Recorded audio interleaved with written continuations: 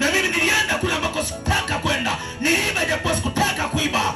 Nilitembea katika njia ambayo sikutaka kwenda, lakini nilienda hivyo. Kwa nini? Kwa sababu nilikuwa mtumwa wa dhambi. Kama kuna kazi ambayo shetani ameiweka ndani ya dhambi, dhambi inamfanya mtu kuwa mtumwa. Yaani unapokuwa ukitenda dhambi, shetani anakufanya kuwa mtumwa wa hiyo dhambi. Ndio maana nenda pote pale, kutana na walevi, kutana na wanaojiuza, waambie acha kujiuza. Kwanza ukiwa cancel, ukawafundisha, wanajisikia huzuni, wanajisikia kulia.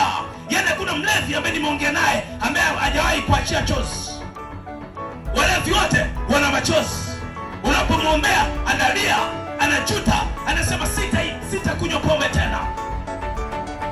Lakini akikatisha kwenye baa, anasema acha nionje tu kamoja tu, na akipiga kamoja siku ya pili anajikuta kwenye mtaro. Wazinzi wote kwenye hii dunia hawapendi kuzini, hawapendi uzinzi. Hebu hata wewe jifikirie, siku ya kwanza unazini ulisemaje moyoni mwako? Ukasema ninazini leo tu. Na ulipozini tu, ulipomaliza tu, roho ya majuto ikaingia kwenye moyo wako, ukasema sitazini tena. Na ikapita pisikari mbele, ukaanguka tena. Mtumwa wa dhambi. Kazi ya dhambi ni kukufanya kuwa mtumwa. Unaenda kule usikotaka kwenda, lakini Yesu Kristo wa Nazareti